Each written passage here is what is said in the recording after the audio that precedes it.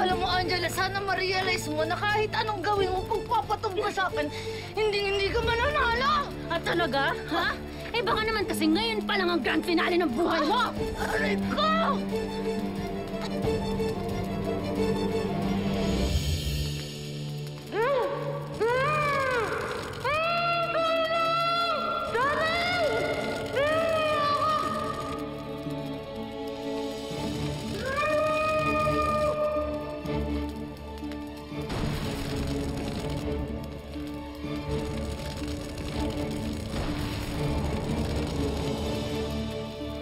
Actually, parang mas maganda yung mukha mo na may pemplat.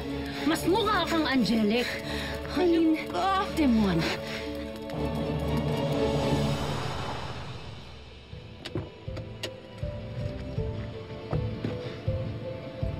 I think this is the place. All right. We need to be careful. Let's find Mom and the kid. Maghiwalay tayo. Mukhang armado si Soraya. All right, all of you. You go that way. Drew and I will go this way. All right, let's find them. Say goodbye to the world! Subukan mo. Baka ikaw mag-goodbye sa world.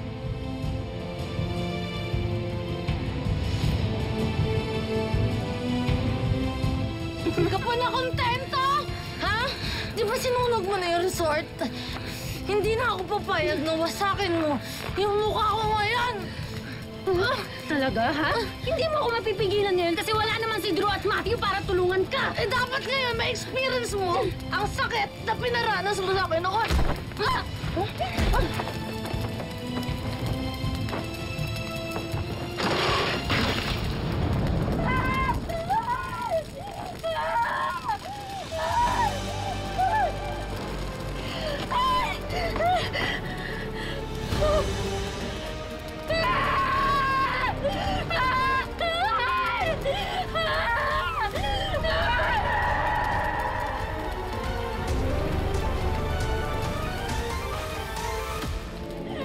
Tulungan mo ako!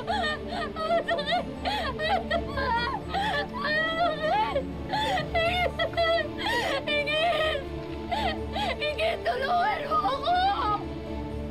Tulungan mo ako! Please, tulungan mo ako!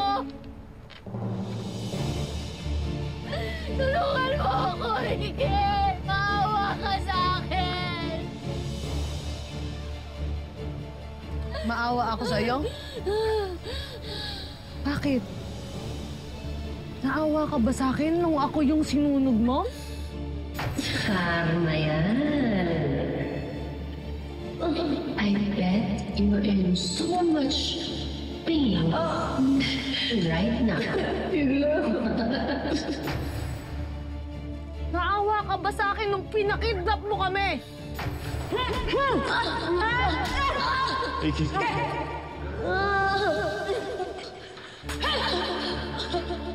Naawa ka ba sa akin nung pre-name up mo na ako yung pumatay?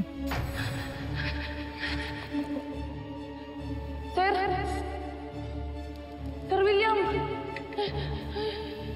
Mas ka rin nga, ba't di ka nalang sumama sa amin sa presinto? Angela, naawa ka ba nung pinatay niya yung tatay ko? Hindi ako dapat nagtiwala sa'yo. Di ba hindi?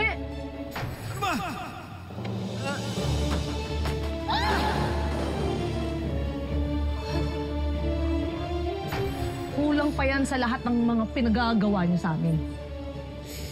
Ano bang dapat sa'yo? Ha? Dapat sa'yo mamatay! Mamatay ka na! At masunog na yung kaluluwa mo sa impyerno.